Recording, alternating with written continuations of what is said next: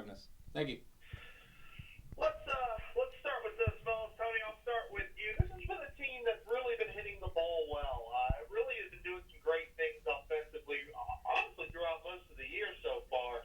Tell me about this team's confidence offensively. I think we've been doing a great job all year of executing our offense. We got guys throughout the entire lineup who can hit 1 through 9, and even guys on the bench that can come in at any time and produce for us. When we get things rolling and we get a few hits strung together, I think we can be a pretty powerful offense and can compete against anybody. Thomas, let me turn to you as a pitcher on this team. We'll talk about your performance against Southwestern in a second, but I want to get your thoughts on just what it's like for a pitcher on this team to have such a good offense at your back. You got some guys that can put up some runs at any time. I mean, what's that feeling like for a pitcher to know you kind of have that? Yeah, it's amazing. It makes my job a lot easier. A little less stress off my back. I like relying on these guys to get hits for me, and when they do, it makes the game a lot more fun. Tony, I'll come back to you. You guys defeated the Sows earlier in the week, 11-4. Then you guys had a non-conference series with Southwestern, a team that will be a conference opponent later in the year. I'm going to start with this first game, a 12-7 game that went 12 innings. It was a very wild contest that went back and forth. Kind of take me through that game and how big it was for you guys to come away with a win in that game. I think it was big. Winning the Friday game in a series is always big. We jumped out early. We scored a few runs, and then they kind of came back, and it was kind of a seesaw battle the entire time. But, we were down in I think it was the 9th inning, and we tied it up. And we brought it into extras, and then from there, we just fought for that W, and we put up 5 in the 12th, and I think that was definitely key for us winning that game.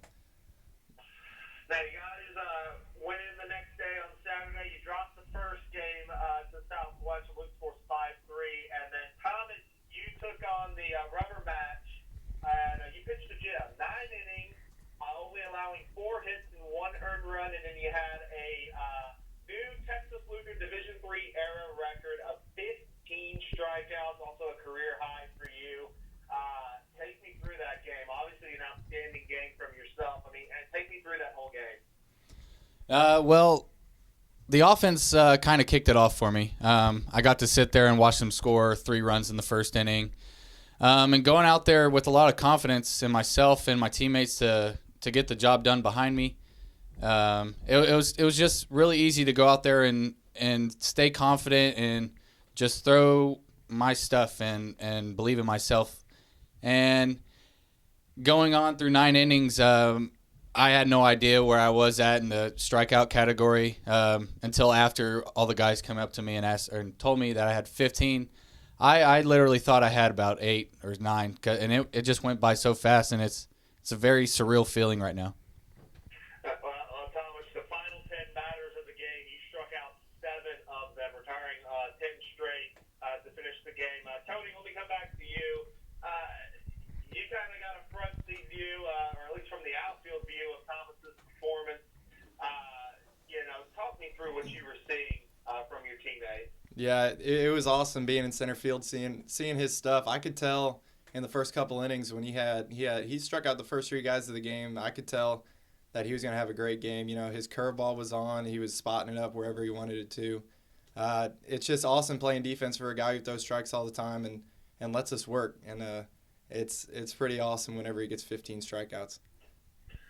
Thomas, I'll let you tell me a little bit about Tony. His weekend, he goes 7 for 16, 5 doubles, 2 triples, 7 RBIs.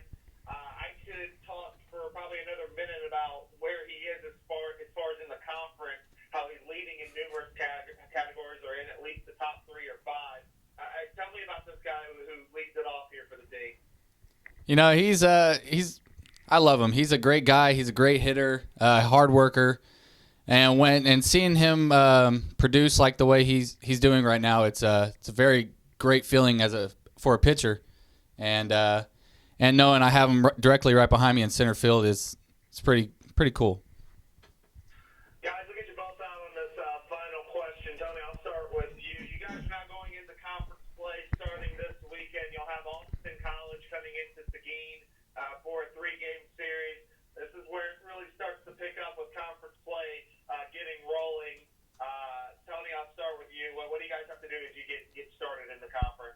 I think we've got to come out fast on Friday, especially for our first conference game. Set the tone for the rest of the conference season.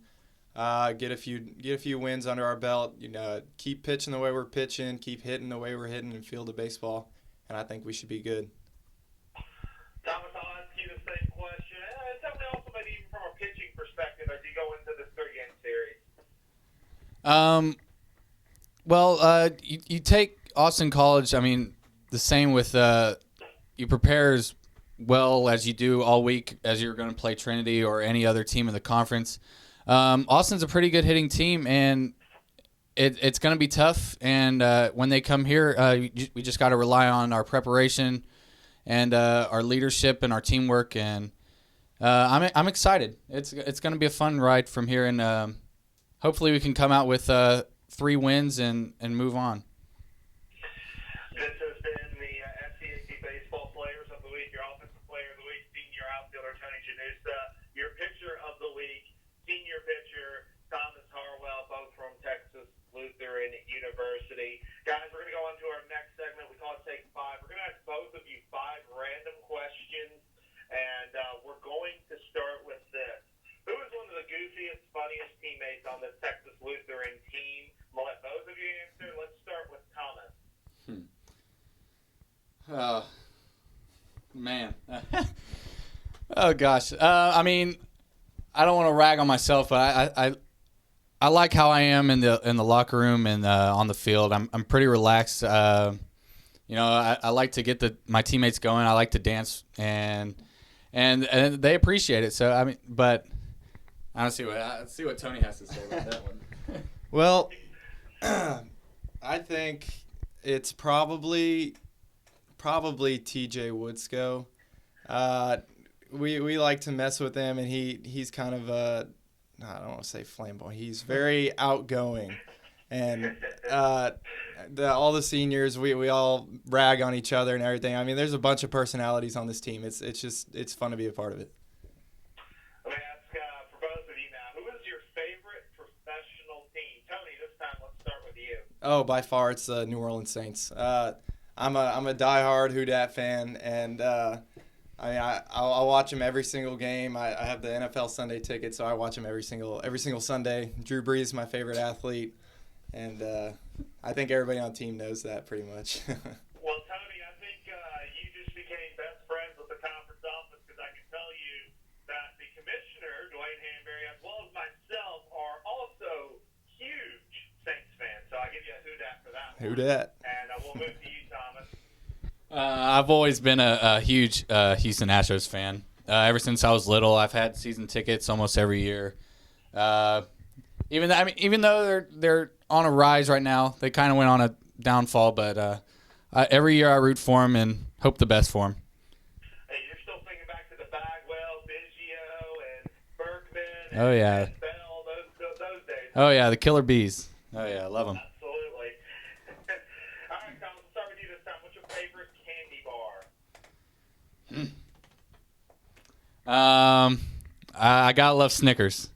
Yeah, Snickers is my favorite. Tony? I'm right there with him, Snickers. I like to eat them before the game and stuff. All right, guys. We know Texas Lutheran University has had a lot of success on the field or on the court, wherever it may be, a lot of success in the athletic department. So I'm going to put you guys on the spot. What is your favorite sport to watch on campus? You can only pick one. I'm going to start with Tony. I think I'm gonna go with basketball. I really like going into the gym and seeing everybody. We as a team, we go in there sometimes. We do silly stuff with our hands. We're shooting free throws and stuff like that. It's just fun to be in the doghouse and watch those guys play. They had a great season this year. The SCAC champion Texas Lutheran Bulldogs, I should say, correct? Yeah. Yep. Thomas? I like basketball, but I like baseball obviously, but I got to give a little shout out to the softball girls. They start conference today, and I hope the best for them. I hope they have an amazing season. And in the past 2-3 years, they've been really good. So good luck to them. The defending SCAC champions. All right, guys, we'll get you out of the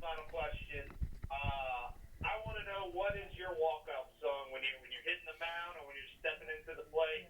What is your walk-up song? If you don't have one for some reason, tell me what it would be. Thomas, we'll start with you. My walkout song when I'm going out to pitch it's called "Bap You" by Party Favor. It's a really good song. Everybody should watch it, listen to it.